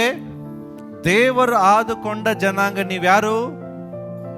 ಜೋರಾಗಿ ಹೇಳ್ರಿ, ನೀವ್ಯಾರು? ನೆಕ್ಸ್ಟ್ ಪಕ್ಕದವ್ರಿಗೆ ಹೇಳ್ರಿ, ನೀನು ರಾಜವಂಶಸ್ಥನು. ಹೇಳ್ರಿ, ಅರ್ಥ ಗೊತ್ತಾ? ಪ್ರಕಟಣೆ 1:6 ಹೇಳ್ತದೆ, ದೇವರು ನಮ್ಮನ್ನ ಆತನ ರಾಜ್ಯವನ್ನಾಗಿಯೂ ಯಾಜಕರನ್ನಾಗಿಯೂ ಮಾಡಿದ್ದಾನೆ. ಹೌದಾ? ನಿಮ್ಮನ್ನ ಅರಸರನ್ನಾಗಿ ಮಾಡೋದು ನಿಮ್ದು ಪ್ಲಾನ? ಯಾರದು ಪ್ಲಾನು? ನೀವೇನಾದ್ರೂ ಹೇಳಿದ್ರ ದೇವರಿಗೆ, ದೇವರೇ ನನ್ನನ್ನು ರಾಜನಾಗಿ ಮಾಡಂತ, ನನ್ನ ಅರಸನಾಗಿ ಮಾಡಂತ? ನಾವು ಕೇಳಲಿಲ್ಲ, ಆದ್ರೆ ದೇವರೇ ಮಾಡಿದ್ದಾರೆ. ಇದು ಹೊಸ ಒಡಂಬಡಿಕೆ ವಾಕ್ಯ, ಹಳೆ ಒಡಂಬಡಿಕೆ ಅಲ್ಲ. ಪ್ರಕಟಣೆ 1:6 ಹೊಸ ಒಡಂಬಡಿಕೆ ವಾಕ್ಯ, ಹಳೆ ಒಡಂಬಡಿಕೆ ವಾಕ್ಯ ಅಲ್ಲ. ನಿಮ್ಮನ್ನ ದೇವರಾದಕೊಂಡ ಜನಾಂಗ, ರಾಜವಂಶಸ್ಥರಾದ ಯಾಜಕರು, ಮೀಸಲಾದ ಜನರು, ದೇವರ ಸ್ವಕೀಯ ಪ್ರಜೆಗಳೂ ಆಗಿದ್ದೀರಿ. ನೀವು ಕಾಮನ್ ವ್ಯಕ್ತಿಗಳಲ್ಲ, ಆರ್ಡಿನರಿ ವ್ಯಕ್ತಿಗಳಲ್ಲ, ಸಾಧಾರಣ ಜನರಲ್ಲ. ಯೇಸು ಕ್ರಿಸ್ತನನ್ನ ನಂಬಿದ ಮೇಲೆ ದೇವರು ತನ್ನ ಮಕ್ಕಳಾಗುವ ಅಧಿಕಾರ. ನಾವೆಲ್ಲರೂ ಓದ್ತೇವೆ. ಯೋಹಾನ ಬರೆದ ಸುವಾರ್ತೆ 1ನೇ ಅಧ್ಯಾಯ 12ನೇ ವಚನ ಏನು? ಯಾರ್ಯಾರು ಆತನ ನಂಬುತ್ತಾರೋ, ಅಂದ್ರೆ ಆತನ ಹೆಸರಿನಲ್ಲಿ ನಂಬಿಕೆ ಇಡುತ್ತಾರೋ, ಅವರಿಗೆ ದೇವರ ಮಕ್ಕಳಾಗುವ ಅಧಿಕಾರ ಕೊಟ್ಟನು. ಅವರು ಕಾಮದಿಂದಾಗಲಿ ಪುರುಷ ಸಂಕಲ್ಪದಿಂದಾಗಲಿ ಹುಟ್ಟಿದವರಲ್ಲ, ಅವರು ದೇವರಿಂದಲೇ ಹುಟ್ಟಿದವರು. ನಮ್ಮ ಸಮಸ್ಯೆ ಏನ್ ಗೊತ್ತಾ? ನಮಗೆ ವಾಕ್ಯನೇ ಗೊತ್ತಿಲ್ಲ. ವಾಕ್ಯ ಗೊತ್ತಿಲ್ಲದ್ರಿಂದ ಸಮಸ್ಯೆ ಬರುವಾಗ ಅಳ್ತೇವೆ. ದೇವರು ಹೇಳ್ತಾರೆ, ನಿಮಗೆ ಅಧಿಕಾರ ಕೊಟ್ಟಿದ್ದೇನೆ, ನೀವು ದೇವರಿಂದಲೇ ಹುಟ್ಟಿದ್ದೀರಿ. ಯಾರಿಂದ ಹುಟ್ಟಿದ್ದೀರಿ? ಅರ್ಥ ಏನು? ರಾಜನ ಮಗ ರಾಜ, ದೇವರಿಂದಲೇ ಹುಟ್ಟಿದ್ರೆ. ಈ ಲೋಕದ ದೇವರುಗಳ ಹಾಗೆ ದೇವರು ನಿಮ್ಮನ್ನು ಇಟ್ಟಿದ್ದಾರೆ ಅಂದ್ರೆ ಇಮ್ಯಾಜಿನ್ ಮಾಡ್ರಿ, ನೀವು ಎಂಥವರು ಆಗಿ ದೇವರು ನಿಮ್ಮನ್ನು ಇಟ್ಟಿದ್ದಾರೆ. ದೇವರಿಂದಲೇ ಹುಟ್ಟಿದವರು, ದೇವರಿಂದ ಹುಟ್ಟಿದವರು ಹೆಂಗಿರ್ಬೇಕು? ಪ್ರಧಾನಮಂತ್ರಿ ಮಗ, ಮುಖ್ಯಮಂತ್ರಿ ಮಗ ಭಿಕ್ಷೆ ಬೇಡ್ತಾ ಹೋಗೋದು ನೋಡಿದ್ದೀರಾ? ರೋಡಲ್ಲಿ ಬಿಡ್ತಾರೇನ್ರಿ ಅವರು? ರಾಜನ ಕೆಲಸ ಭಿಕ್ಷೆ ಬಿಡುದಾ? ರಾಜ ತನಗೇನಾದ್ರೂ ಬೇಕಂದ್ರೆ ಅವನು ಭಿಕ್ಷೆ ಬೇಡ್ತಾನ? ಏನ್ ಮಾಡ್ತಾನೆ? ಆರ್ಡರ್ ಮಾಡ್ತಾನೆ, ಅಪ್ಪಣೆ ಕೊಡ್ತಾನೆ, ಇದೇ ಕೆಲಸ ನೀವು ಮಾಡ್ರಿ. ಪ್ರಾಬ್ಲಮ್ಗಳು ಬರುವಾಗ ಪ್ರಾಬ್ಲಮ್ಗಳ ಬಗ್ಗೆ ಮಾತಾಡ್ಬೇಡ್ರಿ, ಆ ಪ್ರಾಬ್ಲಮ್ ಮೇಲೆ ದೇವರ ವಾಕ್ಯವನ್ನ ಮಾತಾಡ್ರಿ. ಪ್ರಾಬ್ಲಮ್ ಮೇಲೆ ದೇವರ ವಾಕ್ಯವನ್ನ ಮಾತಾಡ್ರಿ. ದೇವರ ಭಾಷೆ ನಮ್ಮ ಭಾಷೆ ಬಹಳ ವ್ಯತ್ಯಾಸ ಇದೆ ರೀ. ನಮಗೂ ದೇವರಿಗೂ ತುಂಬಾ ವ್ಯತ್ಯಾಸ ಇದೆ. ದೇವರು ಹೇಳ್ತಾ ಇದ್ದಾರೆ ನೋಡ್ರಲ್ಲಿ, ನೀವು 4 ರೀತಿಯಾದ ಜನರು, ದೇವರು ಆದುಕೊಂಡ ಜನ ಅಂತ ಅಂದ್ರೆ, ನೀವು ಮಾರ್ಕೆಟ್ಗೆ ಹೋದ ಮೇಲೆ ತರಕಾರಿ ತಗೊಂಡ್ಬರುವಾಗ ಎಂಥದನ್ನ ಆರಿಸ್ಕೊಳ್ತೀರಿ? ಒಳ್ಳೆದನ್ನ ಆರಿಸ್ಕೊತೀರಿ. ಹಾಗೆ ದೇವರು ನಿಮ್ಮನ್ನ ಈ ಲೋಕದಲ್ಲಿ ಎಷ್ಟೋ ಜನರ ಮಧ್ಯದಲ್ಲಿ ನಿಮ್ಮನ್ನು ಆರಿಸ್ಕೊಂಡಿದ್ದಾರಂತೆ. ಹಿಂಗೆ ಆರಿಸಿ ಹುಡುಕಿ ನಿಮ್ಮನ್ನು ಆರಿಸ್ಕೊಂಡಿದ್ದಾರೆ. ದೇವರ ಭಾಷೆಯನ್ನು ಮಾತಾಡ್ರಿ. ನಮ್ಮ ಭಾಷೆ ಹೆಂಗೆ? ದೇವರೇ ನನ್ನನ್ನು ಗುಣಪಡಿಸು. ಬಟ್ ದೇವರ ಭಾಷೆ, ನೀನು ಗುಣ ಆಗಿದ್ದೀಯಾ, ನನ್ನ ಭಾಷಣದಿಂದ ನಿನಗೆ ಗುಣ ಆಗಿದೆ. ಇದು ದೇವರ ಭಾಷೆ. ನಾವು ಅದನ್ನ ಮಾತಾಡೋದಿಲ್ಲ. ಅರ್ಥ ಆಗ್ತದೆ ನಾನು ಹೇಳಿದ ನಿಮಗೆ? ಸೊ ನಿಮ್ಮನ್ನ ದೇವರು ಉಂಟು ಮಾಡಿದ ಮೇಲೆ ನೀವು ದೇವರಾಗಿ ಜೀವಿಸಬೇಕು. ನೆಕ್ಸ್ಟ್ ಇನ್ನೊಂದು ವಚನ ಓದೋಣ. 2 ಕೊರಿಂಥ 3:6 ತೆಗಿರ್ಬೇಕು.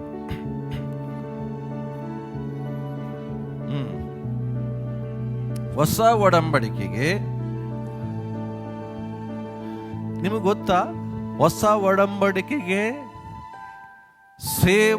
ಸೇವಕರಾಗುವಂತ ಸಾಮರ್ಥ್ಯ ದೇವರು ನಿಮಗೆ ಕೊಟ್ಟಿದ್ದಾರೆ ಅಂತೆ. ಇದರ ಅರ್ಥ ಏನು ಗೊತ್ತಾ? ಇಂಗ್ಲಿಷ್ ಚೆನ್ನಾಗಿ ಹೇಳ್ತದೆ, Christ has also made us able ministers of the new testament. ಅಂದ್ರೆ ದೇವರ ಸಾಮರ್ಥ್ಯವನ್ನೇ ದೇವರು ನಮಗೆ ಕೊಟ್ಟು ಈ ಲೋಕದಲ್ಲಿ ಇಟ್ಟಿದ್ದಾರೆ.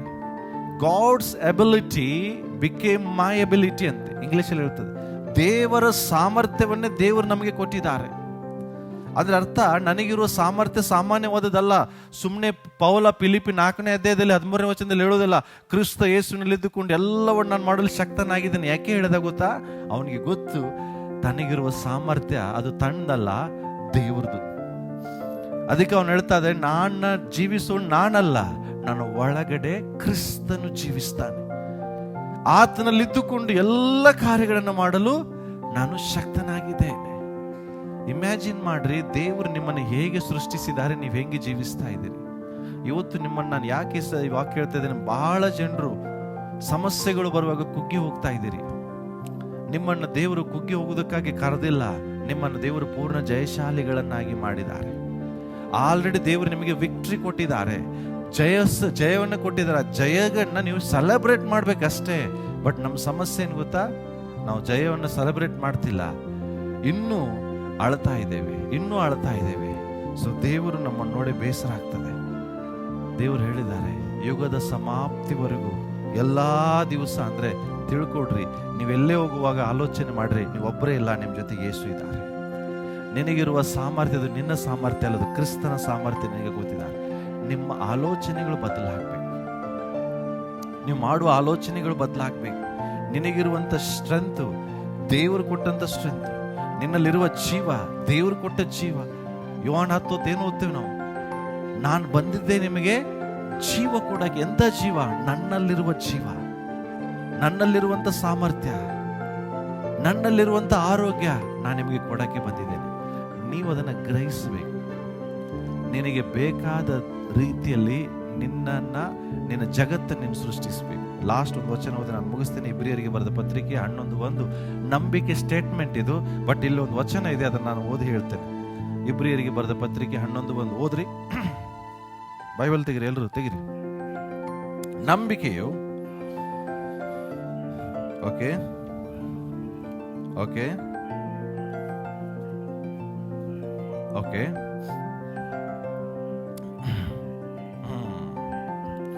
ಓಕೆ ಇಲ್ಲಿ ನಾವು ನೋಡ್ತೇನೆ, ಇಂಗ್ಲಿಷ್ ಬೈಬಲ್ ಅಲ್ಲಿ ಯಾರ್ದು ಇಲ್ಲಲ್ಲ, ಬಹಳ ಚೆನ್ನಾಗಿದೆ ವಚನ. ಓಕೆ,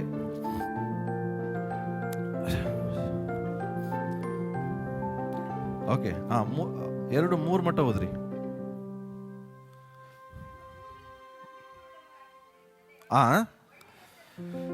ಎಸ್,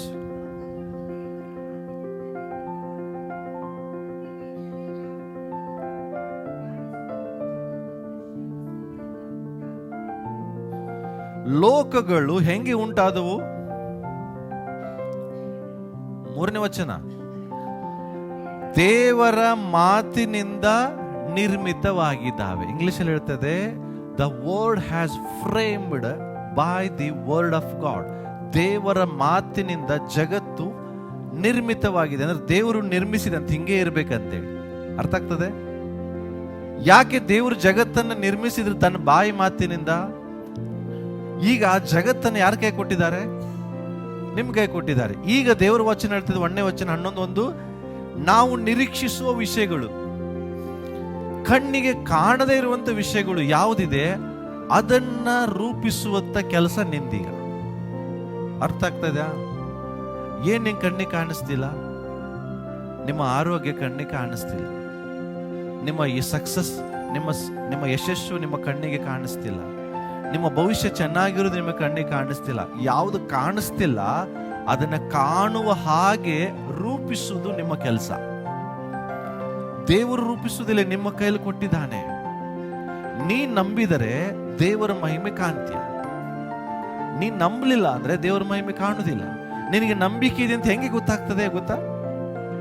ನೀ ನಂಬಿಕೆ ಇದ್ರೆ ಅದನ್ನು ನೋಡ್ಲಿಕ್ಕೆ ಪ್ರಾರಂಭಿಸ್ತೀಯ. ಹಲೋ, ಇಲ್ಲೇ ಇದ್ದೀರಾ? ನಿನಗೆ ನಂಬಿಕೆ ಇದ್ರೆ ನೀನೇನ್ ಮಾಡ್ತೀಯ? ಅದನ್ನು ನೋಡ್ಲಿಕ್ಕೆ ಪ್ರಾರಂಭಿಸ್ತೀಯ. ಎಸ್, ಈ ತರ ನನ್ನ ಜೀವಿತದಲ್ಲಿ ನಡೀತದೆ. ಮುಂದೆ ನೀನು ಕಣ್ಣಿಗೆ ಕಾಣದೇ ಇರುವಗಳ ನಿಜವೆಂದು ನೀನು ರೂಪಿಸ್ತಾ ಹೋಗ್ತೀಯ. ಅದು ಫೇತ್. ಇದೇ ರೀತಿ ನಮ್ಮ ಪೂರ್ವಿಕರು ಮಾಡಿದರು.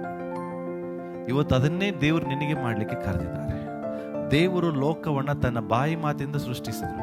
Let there be a light. ಬೆಳಕಾಗಲಿ ಅಂದ್ರೆ ಬೆಳಕಾಯ್ತು. ತನಗೆ ಹೆಂಗೆ ಬೇಕು ದೇವರು ತನ್ನ ಬಾಯಿಂದ ಸೃಷ್ಟಿಸಿದ್ರು.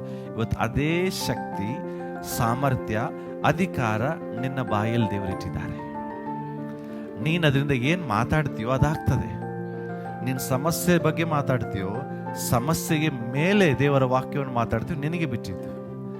ಸಮಸ್ಯೆ ಬಗ್ಗೆ ಮಾತಾಡಿದ್ರೆ ಸಮಸ್ಯೆ ಹೆಚ್ಚಾಗ್ತದೆ, ಅದಕ್ಕೆ ಜೀವ ತುಂಬ್ತೀಯ. ಅದೇ ಸಮಸ್ಯೆಗೆ ದೇವರ ವಾಕ್ಯವನ್ನು ಮಾತಾಡಿದ್ರೆ ಆ ಸಮಸ್ಯೆ ಕಡಿಮೆ ಆಗ್ತದೆ. ನಿನ್ನ ಕೈಯಲ್ಲಿದೆ. ನಿನ್ನ ಜಗತ್ತನ್ನು ನೀನು ನಿರ್ಮಿಸು. ನಿನ್ನ ಮುಂದೆ ಇರುವ ಕೆಂಪು ಸಮುದ್ರವನ್ನ ನೀನು ವಿಭಾಗಿಸು. ಅರ್ಥ ಆಗ್ತದೆ?